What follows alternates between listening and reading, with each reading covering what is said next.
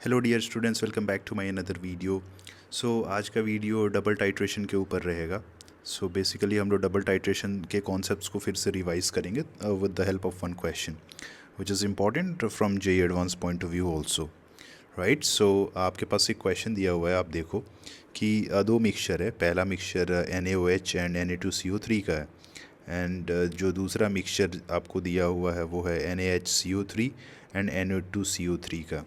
ठीक है। 100 ml of mixture 1 require W and X ml of 1 capital M HCl in separate titration using phenolphthalein and methyl orange indicator। Basically आपका जो titration है, एक बार आप phenolphthalein के साथ कराना है एंड जो दोबारा है वो है मिथाइल ऑरेंज के साथ कराना है। ठीक है। सिमिलरली जो आपका जो दूसरा मिक्सचर है which basically is NaHCO3 and Na2CO3, उसके बारे में बोल रहा है 100 ml of this mixture require Y and Z ml of same HCl solution in separate titration using the same indicator।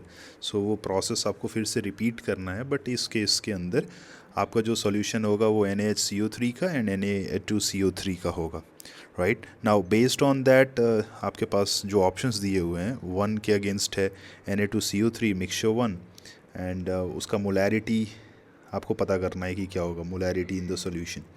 Similarly Na2CO3 in mixture 2, NaOH in mixture 1 and NaHCO3 in mixture 2। जो चार options हैं, अगर आप इन options को देखोगे then in options को देखने के बाद आप एक चीज़ मेक आउट कर पाओगे कि अगर आप सॉल्यूशन 1 ले रहे हो एंड सॉल्यूशन 1 के अगेंस्ट आप Na2CO3 का मोलैरिटी अगर निकाल लेते हो एंड NaOH की मोलैरिटी अगर निकाल लेते हो, तो उसी से आपका जो है वो आंसर आ जाएगा, एक राइट ऑप्शन आपका निकल कर आ जाएगा। आपको मिक्सचर 2 देखने की ज़रूरत भी नहीं है।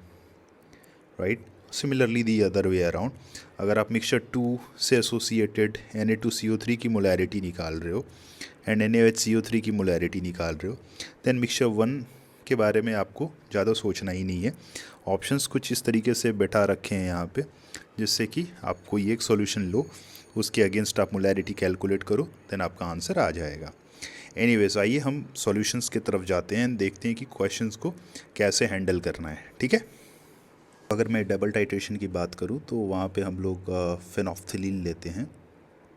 Right, and phenolphthalein along with that हम लोग मिथाइल ऑरेंज भी लेते हैं एज अ सुटेबल इंडिकेटर। आपको तो पता है कि जो फिनॉफ्थलीन है, ओके, वो फर्स्ट इक्विवेलेंस पॉइंट पता करने के लिए यूज़ में आता है, एंड जो मिथाइल ऑरेंज है वो सेकेंड इक्विवेलेंस पॉइंट पता करने के लिए यूज़ में आता है। राइट, अगर मैं बोल रहा हूँ फ्रॉम द क्वेश्चन कि शुरू में आपके पास फिनॉफ्थलीन यूज़ हुआ है एंड ऑफ कोर्स जो आपका HCl है, राइट, ये HCl जो है वो NaOH के साथ भी रिएक्शन करेगा, अलॉन्ग विद दैट ये Na2CO3 के साथ भी रिएक्शन करेगा। नाउ अगर दोनों के साथ रिएक्शन करेगा, देन मैं ये बोल सकता हूँ कि जो आपका मिली इक्विवेलेंस ऑफ HCl है वो is equal to milli equivalence of NaOH हो जाएगा। Along with that it will be like half milli equivalent of Na2CO3। आप समझ पा रहे रीज़न यहाँ मैंने हाफ क्यों करा है। राइट, Na2CO3 के साथ जब HCl का रिएक्शन होगा देन वो 2 स्टेप में होगा। राइट, चूँकि 2 स्टेप में होगा, देन अभी मैंने बोला फिनॉफ्थलीन फर्स्ट इक्विवेलेंस पॉइंट को डिटेक्ट करने के लिए यूज़ होता है, तो उस टाइम तक Na2CO3 कितना कंज्यूम हुआ होगा, it will be like half. मैंने यहाँ हाफ लिखा है। राइट, नाउ अगर मैं अब आगे जाऊँ, ओके, एंड MEOH के बारे में लिखूँ, देन MEOH के पॉइंट ऑफ व्यू से फिर से HCl आपके पास होगा, ओके, एंड आपके पास NaOH है एंड Na2CO3 है। राइट, आप समझ पा रहे हैं कि इस केस में अब HCl जो है वो NaOH एंड Na2CO3 दोनों के साथ रिएक्शन करेगा। नाउ यहाँ पे अगर मैं लिखने जाऊँ, then it will be like milli equivalent of HCl will be equal to milli equivalent of NaOH plus milli equivalent of Na2CO3। मैंने ऐसा पूरा यहाँ पे इसलिए लिखा है बिकॉज यू नो MEOH का काम क्या है, सेकेंड इक्विवेलेंस पॉइंट डिटेक्ट करने का है। सो सेकेंड इक्विवेलेंस पॉइंट जब आएगा देन Na2CO3 पूरा खर्च हो गया होगा, राइट। सो इसलिए मैंने यहाँ ऐसा लिखा है। नाउ अब जो मेरे पास वैल्यूज़ दे रखे हैं, अगर उन वैल्यूज़ को मैं यहाँ प्लेस करूँ, ओके। सो शुरू में बोला था कि HPH के साथ क्या है, HPH के साथ बोला था कि जो अमाउंट ऑफ HCl यूज़ हुआ है वो कितना है, वो W है। सो अगर वो W है then it will be like WmL, right. Molarity कितनी है उसकी, m। सो अगर मोलैरिटी 1m है so it will be like 1 and n factor कितना होगा 1। एंड ये चीज़ को मैं यहीं पे सजा के लिख दे रहा हूँ, milli equivalence of NaOH plus of milli equivalence of Na2CO3। Now similarly जो आपका जो दूसरा है MEOH के साथ, उसके बारे में बोला था कि XmL था। सो it will be like x into 1 will be equal to milli equivalence of NaOH plus milli equivalence of Na2CO3। So यहाँ से आप क्लियरली देख पा रहे हैं कि अगर मैं इस इक्वेशन को 2 बोलता हूँ एंड इसको 1 बोलता हूँ, सो अगर मैं 2 - 1 करूँ then it will be like half milli equivalence of Na2CO3 is equal to what, is equal to x minus W।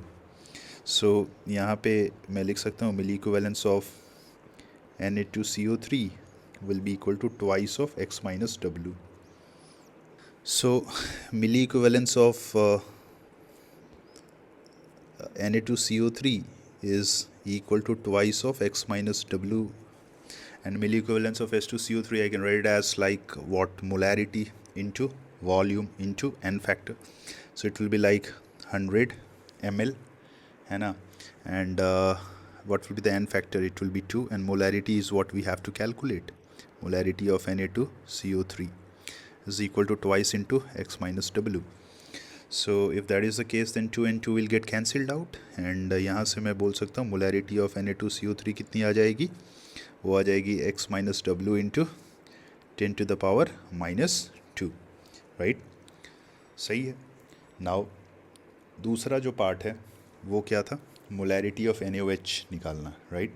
सो अब NaOH की मोलैरिटी आप कैसे निकालोगे, तो आप इक्वेशन 1 जो मैंने लिखा था वो क्या था, वो था it was like W is equal to milli equivalence of NaOH plus half milli equivalence of Na2CO3।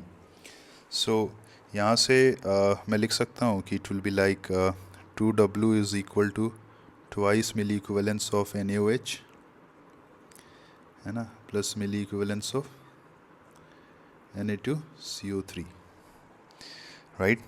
सही है।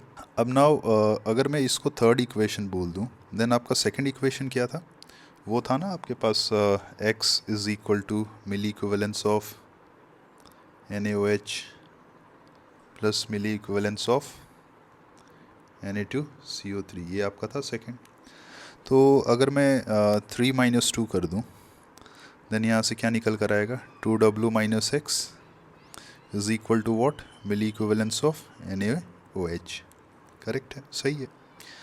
अब यहाँ पे मिली इक्विवेलेंस ऑफ NaOH में फिर से वही काम करूँगा, 100 है ना, 100 into 1 into molarity of NaOH is equal to what, twice W minus x, and यहाँ से मोलैरिटी ऑफ NaOH मेरा कितना निकल कर आ जाएगा, 2W - x इंटू 10⁻²।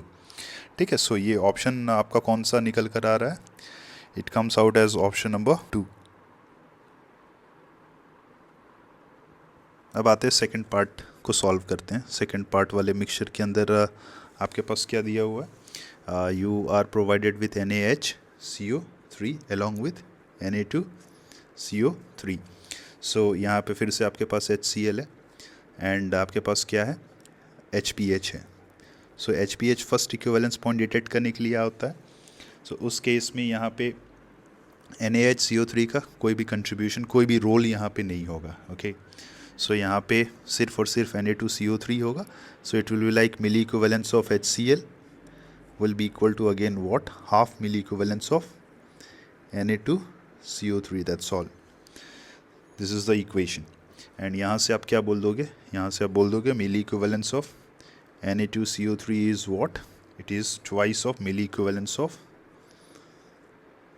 HCl, है ना. एंड अगर ऐसा है then it will be like 2 into molarity कितनी थी उसकी 1, एंड एन फैक्टर कितनी होगी इसकी 1, एंड इसका वॉल्यूम कितना था, इसका वॉल्यूम जो था वो था y. Okay, so it will be like 2y. Similarly जब आप MEOH लोगे तो MEOH के साथ क्या होगा, it will be like milli equivalence of HCl will be equal to milli equivalence of NaHCO3 along with that milli equivalence of Na2CO3. And यहाँ पे आपको ये वो दे रखा था कि जो HCl in this case which is used is Z. okay, so it will be like Z into 1 which will be equal to milli equivalence of NaHCO3 plus milli equivalence of Na2CO3. सो आप इसको क्या equation मैंने उधर I think 3 ले रखा था, सो आप इसको 4 ले लो, इसको 5 ले लो, right. And anyways you know that कि milli equivalence of Na2CO3 is what, it is 2y. So आप यहाँ डायरेक्टली प्लेस भी कर सकते हो. सो अगर आप यहाँ प्लेस करोगे then milli equivalence of NaHCO3 कितना निकल कर आएगा, it will be like Z minus 2y, है ना. So if it is Z minus 2y then it will be like 100 into molarity we need to find, and n factor you have to take it as 1, so Z minus 2y.